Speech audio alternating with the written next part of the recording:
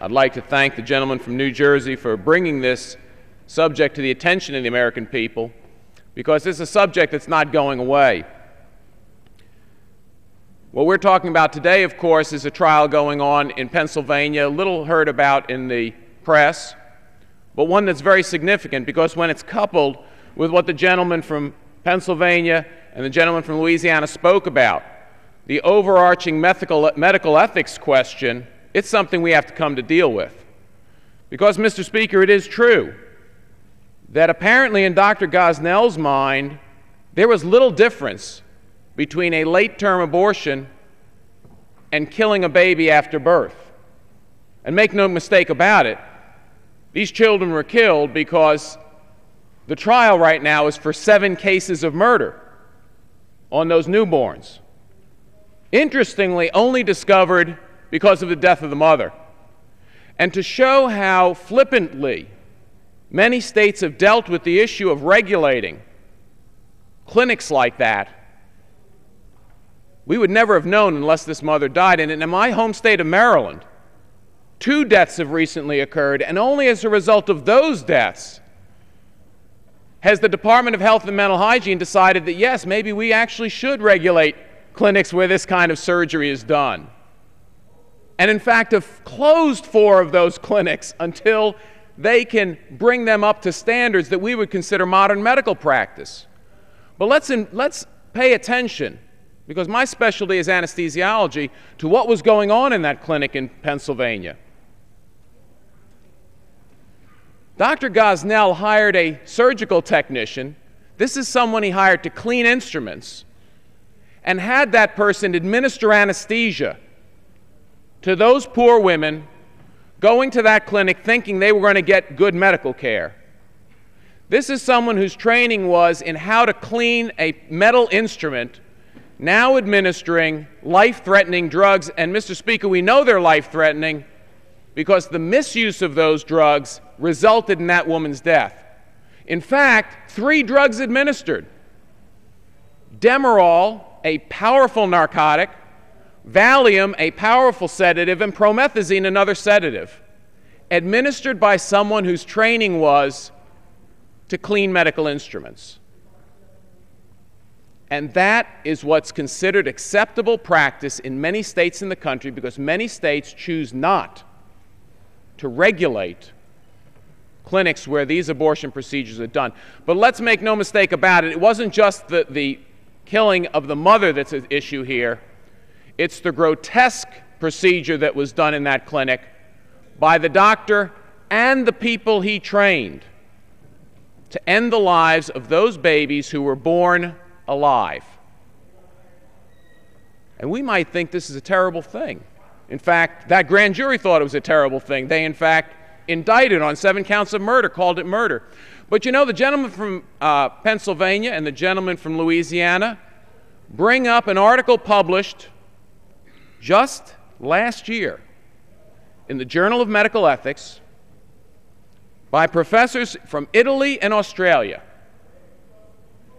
These are fairly civilized countries.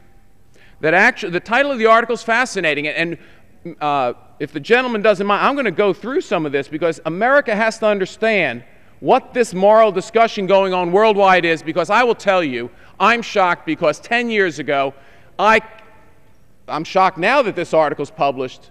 10 years ago, it wouldn't even be thinkable. The title is After-Birth Abortion, Why Should the Baby Live? And it's about committing what this author calls after-birth abortion, which is currently called euthanasia or murder, infanticide in our current speech. But these authors propose a new term, after-birth abortion. We're going to make this sound better, because we know abortion's legal, so we're just going to call this after-birth abortion. What it is justification for killing a child after birth when no abortion was intended. Mr. Speaker, this is just the next step to what Dr. Gosnell did. Dr. Gosnell killed a child after an abortion was intended. We think that's bad. A grand jury thought it was bad. There's 7 indictments for murder in Pennsylvania. These medical ethicists propose that even if it wasn't an intentional abortion, that mother went and had her baby and decided that, well, her daughter just wasn't going to fit in with the family, literally, that it was okay to kill that baby. And if you don't believe me, ladies and gentlemen, just go and Google it. Read the article yourself. It's chilling. Because we, some people say, well, maybe the child's born disabled or born with some terrible illness or something that's very painful, and maybe we're just doing a good thing for the child. But the authors say these include cases where the newborn is not disabled. And I'm going to read from these word for word because I want to get this right, and Mr. Speaker, I want America to understand what's at stake here. They make the argument that the fact that a fetus or a newborn has the potential to become a person who will have an acceptable life is no reason for prohibiting an abortion, or in this case, killing that child after birth. They argue that, and I'm going to quote this, when circumstances occur after birth such that they would have justified abortion, what we call after-birth abortion should be permissible. Now, Mr. Speaker, let me remind you that in the United States, sex selection abortion is legal in many states. In China, and if we don't think this is a slippery slope, remember what's happened in China over the past decades. They've decided under their one-child policy that if you have a live birth of a second child, it's legal to kill that child for the sole purpose of it being a second child. And, Mr. Speaker, as we know, occasionally the girls were killed if they were the first child, knowing that you can only have one child and the family wanted a boy. So in China, it's gone past sex selection abortion to sex selection infanticide, but that's exactly what this article speaks about. This article seeks, again, written by professors from Italy and Australia, published in a prestigious journal, that ethically justifies killing a child after birth because, well, Mr. Speaker, for any reason, because they argue that child has no right to grow up. And if you don't believe me, they go on to say, and I'm going to quote this.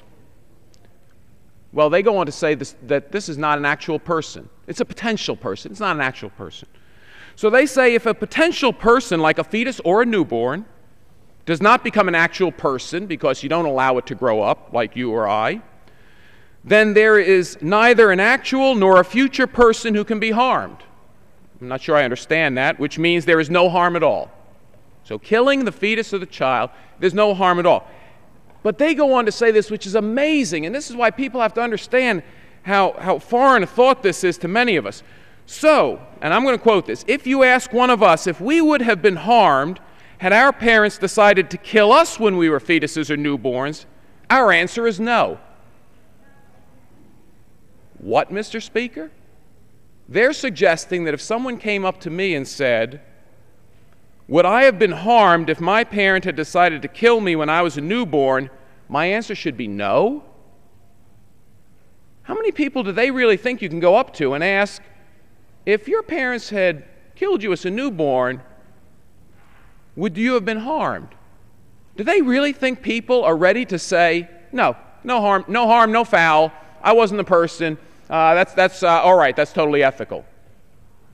They create an ethical framework completely consistent with abortion policy throughout most of the United States, and that is that a late-term, third trimester fetus has no rights as a person, and only merely extend that logic to the period after birth.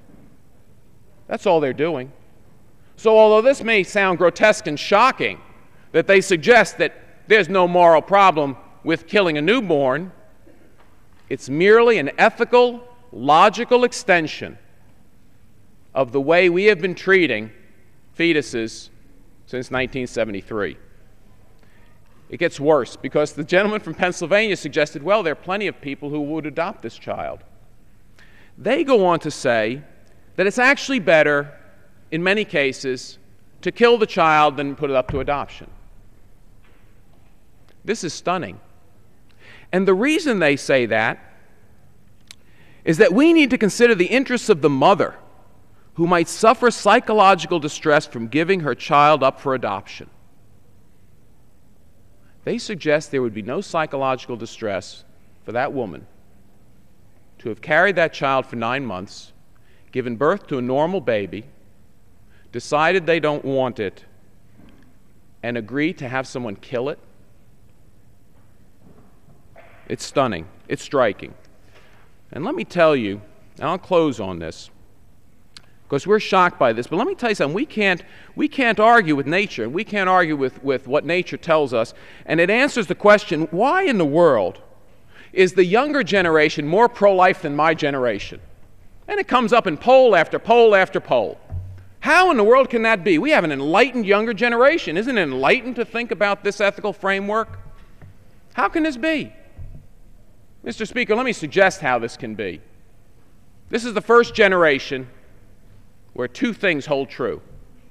They fully understand what makes a human, because they learned genetics and chromosomes, and they know that every single person is unique from every other person ever, based on science. And there's one other thing they know, Mr. Speaker. This is the first generation where they know that they could have been aborted legally.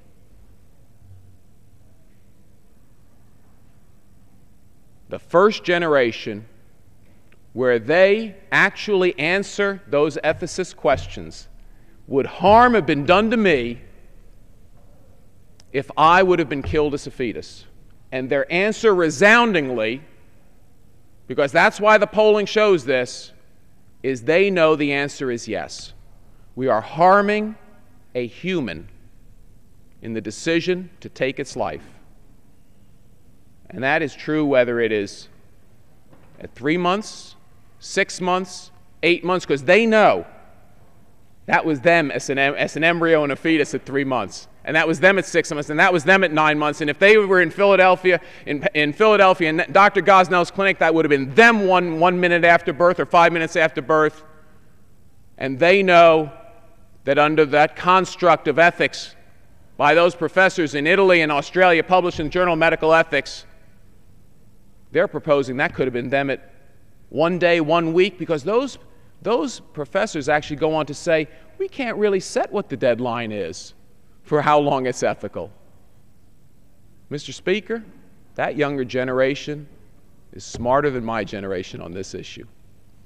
And I'm going to thank again the gentleman from New Jersey for bringing this issue up. This is something that is so troubling. We have to come to grips with this. We have to understand the slope we are on when we neglect to treat every human being as one worthy of protection.